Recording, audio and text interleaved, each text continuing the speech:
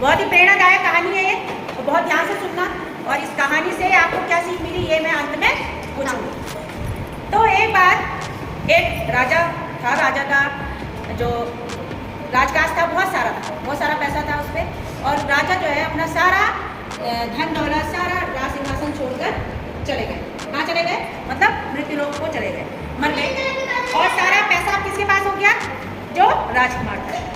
अब राजकुमार की ना शादी हुई थी, तो राजकुमार कह रहा है अपने मन ही मन में कह रहा है कि मेरे पास इतनी धन दौलत है और ना मेरी शादी हुई है और ना ही मेरे बच्चे हैं, ना बीवी है, कोई भी परिवार नहीं है, तो मैं इतनी धन दौलत का क्या करूँगा? अब वो परेशान रहने लगा। कौन परेशान रहने लगा? राजकुमार परेशान रहने लगा। अब किसी व्यक्ति से राजकुमार ने अपनी क्या कही? दुख भरी कहानी सुनाई। अब राजकुमार गया, जिस व्यक्ति ने उसकी दुख भरी कहानी सुनी, तो उस व्यक्ति ने कहा कि ऐसा क्यों नहीं करते हो?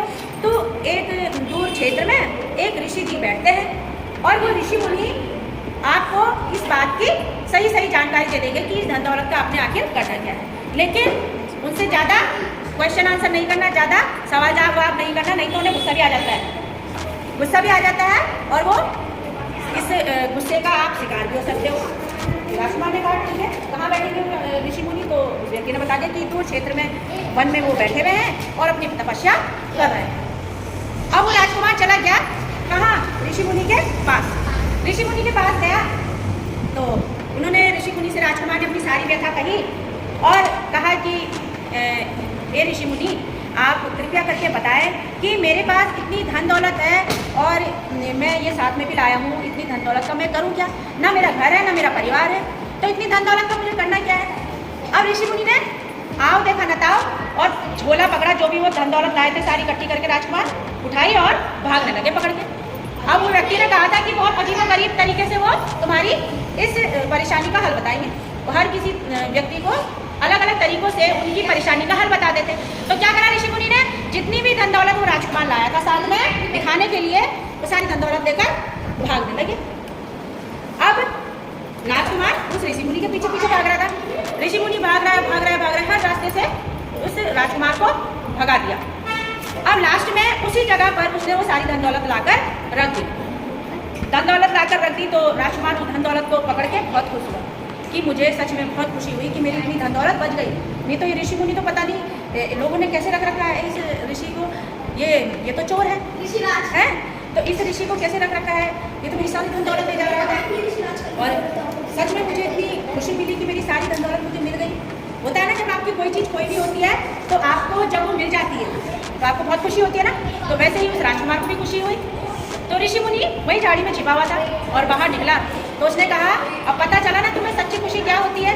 अभी तक तुम्हारे पास धन दौलत थी तो तुम्हें अपनी धन दौलत से खुशी नहीं हो रही थी, लेकिन वो धन दौलत लेकर मैं भाग गया तो तुम्हें क्या होने लगा? दुख होने लगा, परेशानी होने लगी। लेकिन वो अब वापस मिल गई तो अब तुम्हें खुशी हो गई। यही सच्ची खुशी होती है। अब इससे सीख क्या मिलती है ये बताओ? हाँ, जो चीज़ आपके पास है अगर आप उस चीज़ के साथ खुश नहीं हो तो वो चीज़ जब आपसे दूर चली जाएगी तब आपको उसका गम होगा, उसका दुख होगा।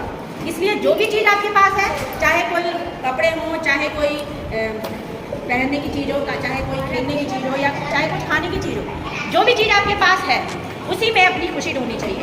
ये नहीं कि दूसरे व्यक्ति के पास ऐसा है तो मुझे भी वही चाहिए, नहीं। जो चीज़ आपके पास है उसमें खुश रहना चाहिए। हाँ, आप ये कर सकते हो कि आप उसकी तरह बन सकते हो कि वो चीज़ भी मुझे मिल सकती है, लेकिन एक अहम की भावना नहीं होनी चाहिए कि मुझे भी वही चीज़ चाहिए। क्या पता आपके माता पिता के पास वो चीज़ ना हो, उस टाइम पे पैसे ना हो खरीदने के लिए, लेकिन वो चीज़ आ सकती है कैसे? आपकी मेहनत से आ सकती है। ठीक है, इसलिए मेहनत करते जाओ, आपको वो हर चीज़ मिलेगी जो आप चाहते हैं। और अगर मेहनत नहीं करोगे तो क्या होगा? कुछ भी नहीं मिलेगा। इसलिए मेहनत करो और वो चीज़ आपके पास जरूर आएगी जो आप चाहते हो।